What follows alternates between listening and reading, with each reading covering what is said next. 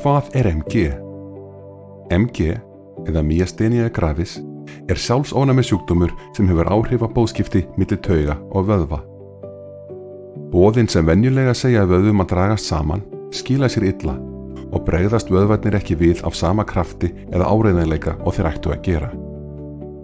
MG hefur áhrif á alla viljastýrða vöðva, útlimi, búk, höfuð og jafnvel öndun, en 15% fá aðeins einkenni frá augum. Hreyfing og líkamleg færni. Endurteknar hreyfingar auka vöðvaþreytu.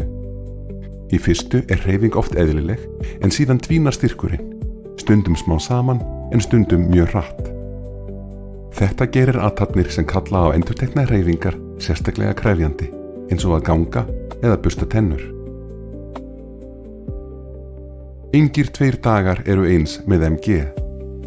Sveiflur geta átt sér stað yfir mánuði, vikur, daga, klukkustundir eða jafnvel frá mínútu til mínútu.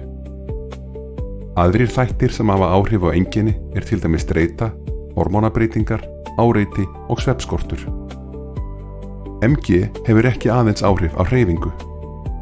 Heilaþoka og viðvarandi þreyta eru algeng, jafnvel þegar vöðvaeinkenni eru tiltölulega væg. Verkir eru ekki beint einkenni MG, en þeir koma fram þegar líkaminn er stöðugt að bæta upp fyrir veika eða óskilvirka vöðva.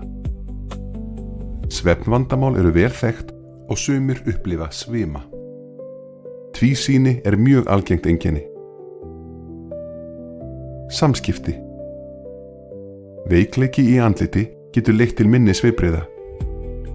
Fólk með MG er oft spurt hvort eitthvað sé að eða hvort það sé reitt eða í uppnámi, jafnvel þegar svo er ekki.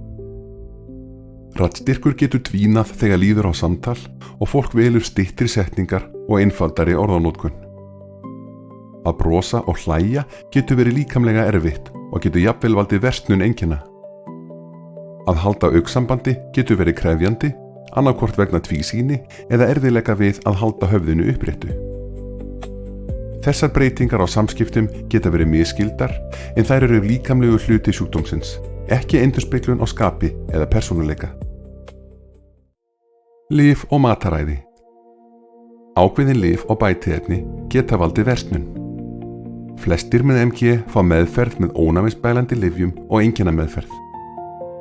Nokkrar mismunandi ónæmisbælandi meðferðir eru notaðar, eins og Imurel sem á að taka 1 klukkustund fyrir eða 2 eftir neyslu mjólkurvara. Einkennameðferð er veitt með Mestinon. Mestinon byrjar að virka 15 mínútum eftir inntöku, nær fullri virkni eftir 60 til 90 mínútur sem dvínar svo eftir 3 til 4 klukkustundir. Tímasetningar eru mikilvægar. Inntaka Mestinon hálftíma fyrir máltíðir og fyrir hugaða líkamlega áreynslu draga úr vöðvaþreytu og kyngingarörðugleikum. Einstaklingar með MG stjórna oft lyfjagjöf sinni með þetta í huga. Þar sem einkenni geta sveiflast frá degi til dags eru skammtar af Mestinon oft breytilegir.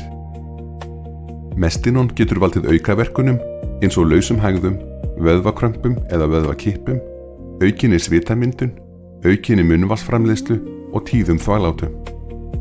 Of mikið Mestinon getur gert öll MG-einkenni verri, sem og að valda ógleði, uppköstum, alvarlegum niðurgangi, kviðverkjum, óhóflegri svitamyndun, munnvatnsframleiðslu og þvaglátum.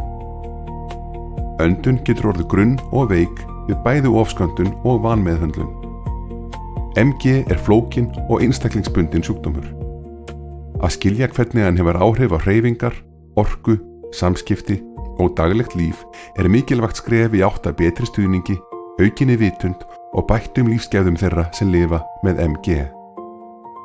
MG-félagið.